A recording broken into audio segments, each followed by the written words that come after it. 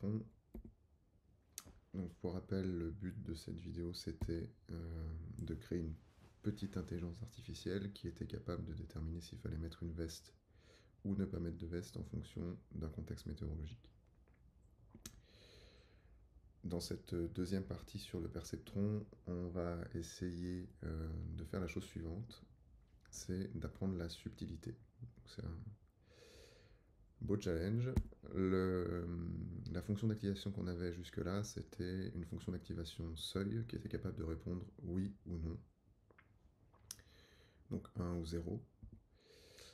Et en fait, on peut transformer cette fonction d'activation seuil en une fonction plus souple qui amène plus de nuances, plus de douceur, on le voit dans les arrondis. Et en fait, cette fonction nous permettra d'obtenir une réponse plus nuancée, peut-être oui, peut-être non. Dit autrement, cette réponse en fait peut être sous la forme d'une probabilité, d'un pourcentage.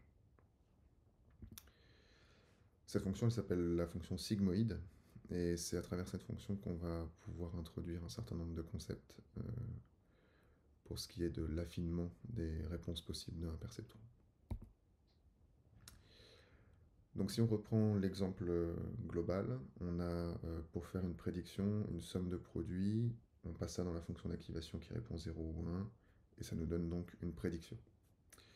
Si maintenant cette fonction d'activation, au lieu d'être une fonction seuil, c'est une fonction sigmoïde, en fait le fonctionnement est le même, on fait une somme de produits, on passe ça dans une fonction d'activation, sauf que la réponse de la fonction d'activation ne sera pas 0 ou 1, mais quelque chose entre 0 et 1.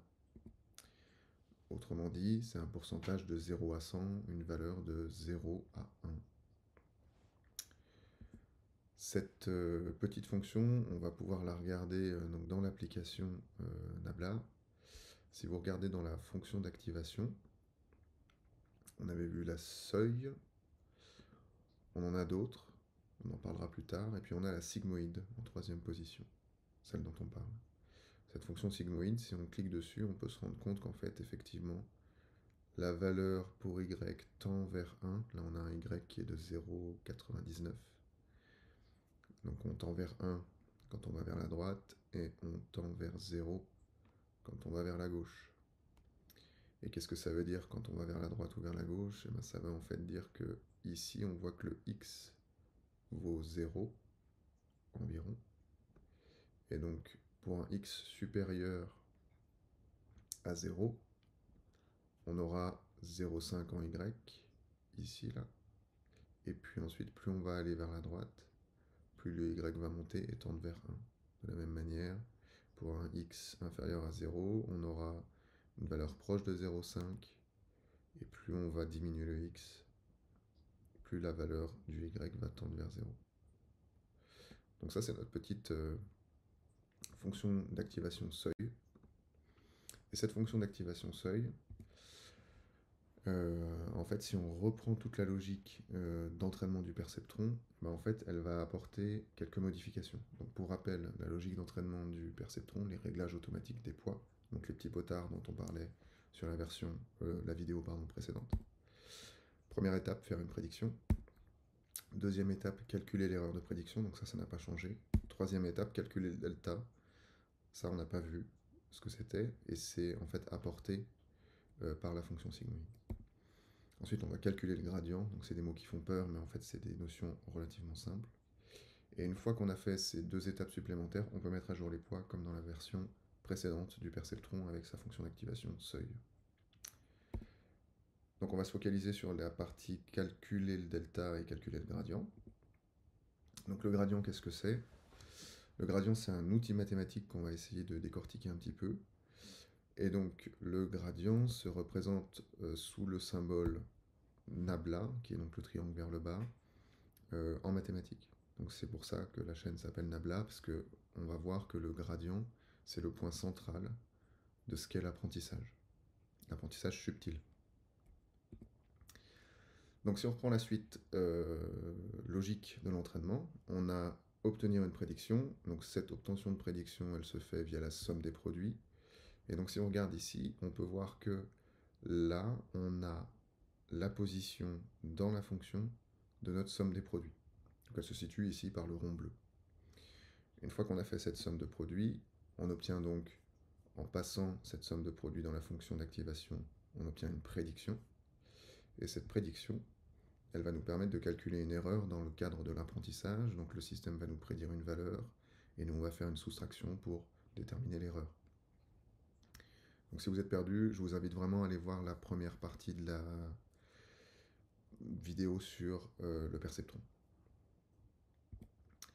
Ensuite, pour cette nouvelle version du perceptron avec sa fonction d'activation sigmoïde, on va essayer d'obtenir la dérivée. Donc la dérivée, encore une fois, c'est une notion de maths qui peut faire peur, mais c'est tout simple. C'est la pente au point en question. Donc là, la pente, je l'ai symbolisée par cette barre oblique. Et donc cette pente-là, à cet endroit-là, c'est la dérivée. Quand on donne à manger à cette fonction une somme de produits qui se situe à cet endroit-là. Donc voilà, la pente est là. Une fois qu'on a obtenu cette dérivée, on peut calculer le delta, et là c'est tout simple. Il suffit de multiplier l'erreur qu'on a calculée, comme dans le perceptron précédent, par la dérivée, donc par cette petite pente. Dans ce cadre-là, la dérivée, c'est une seule valeur. Donc en fait, on multiplie l'erreur par une valeur qui correspond à cette pente. Une fois qu'on a fait ce calcul de delta, si on reprend la slide de la vidéo précédente sur les perceptrons, pour mettre à jour les poids, on avait dit qu'il fallait multiplier les entrées respectives par les erreurs, enfin l'erreur du perceptron, et mettre à jour le poids en additionnant en fait cette multiplication pour mettre à jour le poids. Ça, c'était la version avec une fonction d'activation seuil. Avec un sigmoïde, c'est pratiquement la même chose. En fait, on multiplie l'entrée par le delta, autrement dit, par l'erreur multipliée par la dérivée. En fait, ça peut être imaginé en se disant, voilà, la fonction seuil, c'est deux niveaux. On est à un niveau ou à un autre niveau.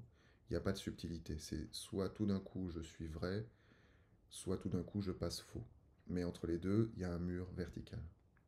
Avec la fonction sigmoïde et son S, en fait, on a besoin d'un élément supplémentaire pour savoir de quel côté de la pente on est, et pour savoir s'il faut en gros tourner les potards beaucoup, pas beaucoup, voilà, en fonction de l'erreur. Donc quand on a une erreur, on multiplie cette erreur par cette pente, et ça nous permet de savoir si on doit finalement tourner beaucoup le potard ou pas. Le delta, c'est ça. Donc un gradient, c'est une intensité et une direction qui multiplient une pente. Alors chose importante à saisir, c'est qu'une intensité et une direction, en fait l'erreur c'est ça. Quand le perceptron se trompe de 1 par exemple, et ben en fait on va aller fort vers la droite, enfin plutôt par là, et quand il se trompe de -1, on va aller fort vers la gauche. Si par exemple il se trompe de 0,1, on va aller tout doucement vers la droite, et il se trompe de -0,5, on va aller moyennement doucement vers la gauche. Donc en fait, l'erreur, c'est une intensité, une direction, et la pente, en fait, nous permet de savoir si ça penche fort ou pas.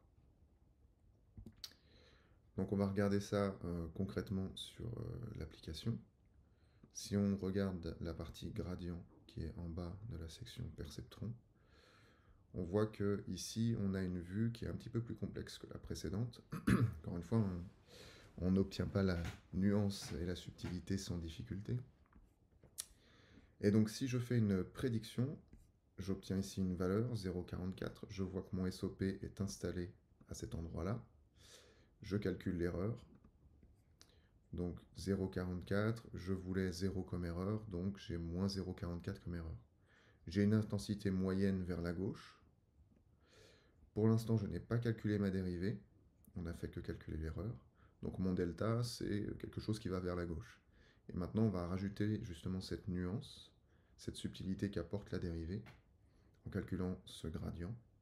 Donc si je calcule le gradient, je vais voir qu'on va obtenir ici la dérivée. Donc ça va être une pente plutôt, voilà, comme le curseur de la souris l'indique là, une pente oblique comme ça. Et puis une fois que j'aurai calculé cette dérivée, et bien en fait ça va me fournir un delta qui aura une pente particulière. On clique dessus, et on voit que le delta maintenant c'est donc bien cette intensité, on a la même épaisseur de flèche, et une dérivée qui penche un petit peu sur la gauche comme ça. Donc ça veut dire quoi? Ça veut dire que mes potards, il faut que je les tourne dans cette direction-là. Maintenant, si je demande une mise à jour des poids, hop, je vois que des gradients sont calculés. On recommence une autre fois. Prédiction, erreur, moins 0,44 en erreur. Je calcule les gradients. Et en calculant les gradients, cette fois, je vois apparaître les flèches qui sont là. Donc en voyant apparaître ces flèches, c'est quoi en fait ces flèches-là? Ces flèches sont la multiplication du delta qui est ici par les valeurs d'entrée. On va voir ça juste après.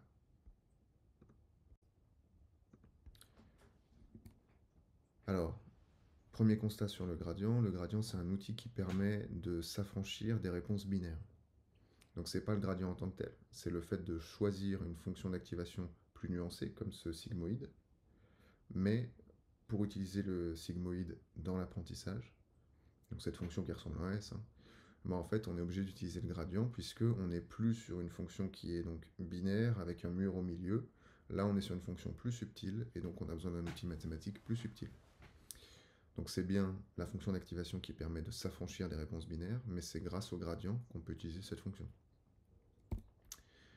Il permet de suivre la pente de la fonction pour ajuster les poids de manière plus subtile. Donc ça c'est ce qu'on vient de voir. Avec la version fonction seuil, on avait juste une intensité et une direction. On disait qu'il faut tourner le potard à gauche fort, ou le potard à droite doucement.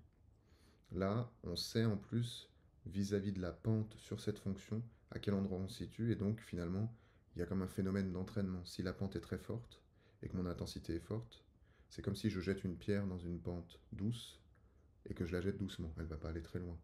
Si je jette une pierre dans une pente forte, avec un fort dénivelé, et que je la jette fort, elle va aller très loin. Donc voilà, le but du gradient, c'est ça, c'est de prendre en compte la force et la direction de la pente, les deux à la fois, pour permettre un réglage plus subtil de ces fameux potards. Quelle influence ça a sur la frontière? Donc là, si on retourne à notre idée initiale qui était d'apporter un peu plus de nuances, on a vu qu'en utilisant une fonction sigmoïde, on a des réponses qui varient entre 0 et 1, qui sont en fait une sorte de pourcentage. Donc si on regarde dans l'application pour visualiser les choses, si on retourne dans la partie frontière, en fait on peut changer la fonction d'activation en cliquant sur la fonction d'activation dans le perceptron. Et donc là on voit que en cliquant j'ai différentes fonctions d'activation. Donc on va les lister tout à l'heure. On va prendre le sigmoïde.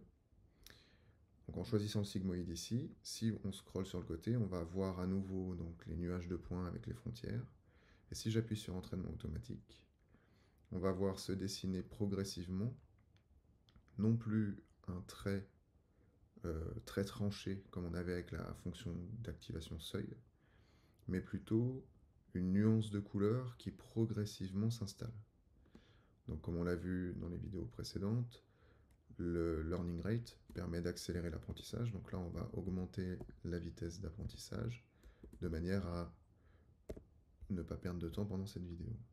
J'augmente la vitesse d'apprentissage et on va voir que on voit progressivement une nuance de couleur qui s'installe autour des nuages de points.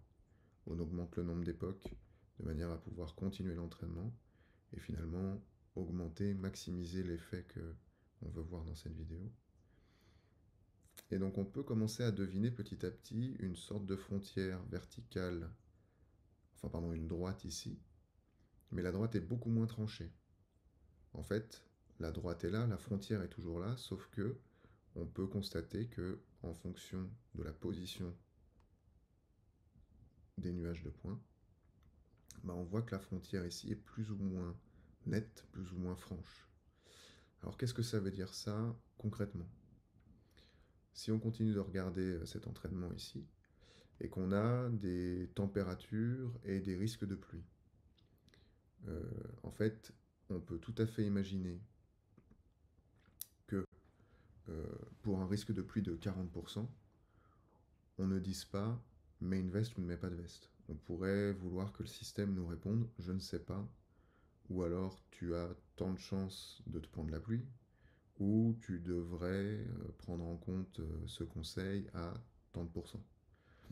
Donc en fait, c'est à ça que servent ce genre de fonction d'activation.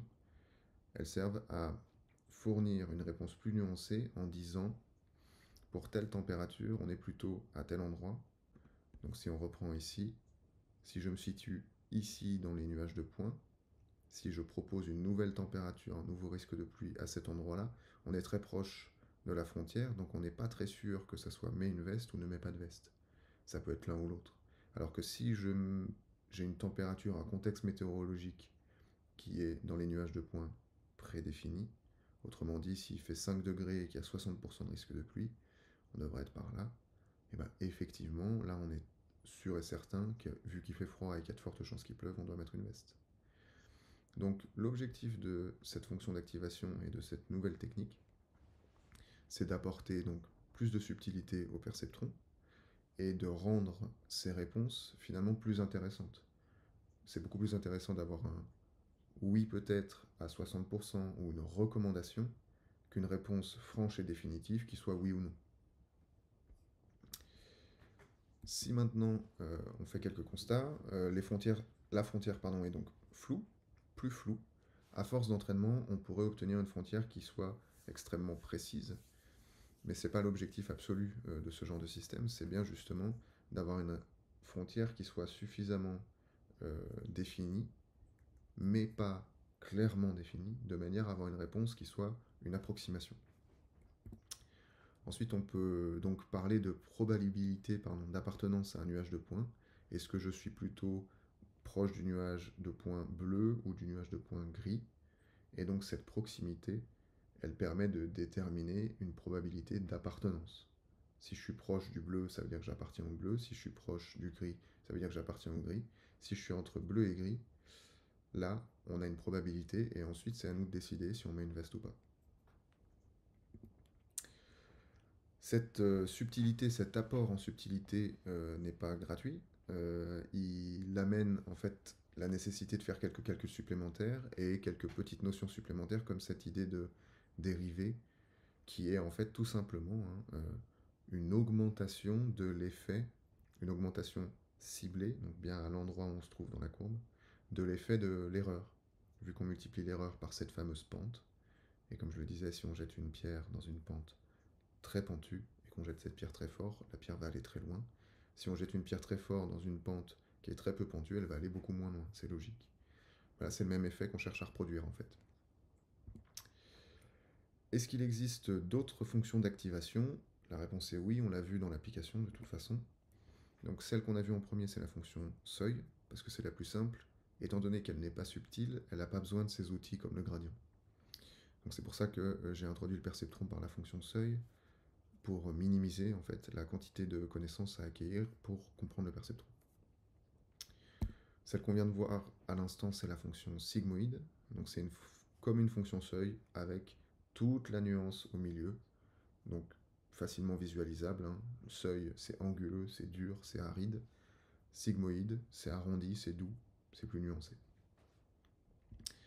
On a ensuite la fonction tangente hyperbolique. Alors ça, c'est un nom qui fait intelligent, mais en fait, c'est un petit peu le même principe qu'une fonction seuil, sauf qu'elle, elle va de -1 à 1. On verra que dans certains cas, c'est très utile. Et puis, la fonction ReLU, qui sera détaillée dans une autre vidéo, qui est une fonction qui est très utilisée.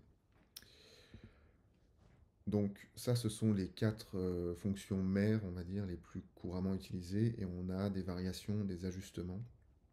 Comme je le dirais souvent dans ces vidéos, en fait, l'intelligence artificielle, c'est des grands principes avec énormément de patchs mathématiques qui viennent améliorer, optimiser le fonctionnement des systèmes.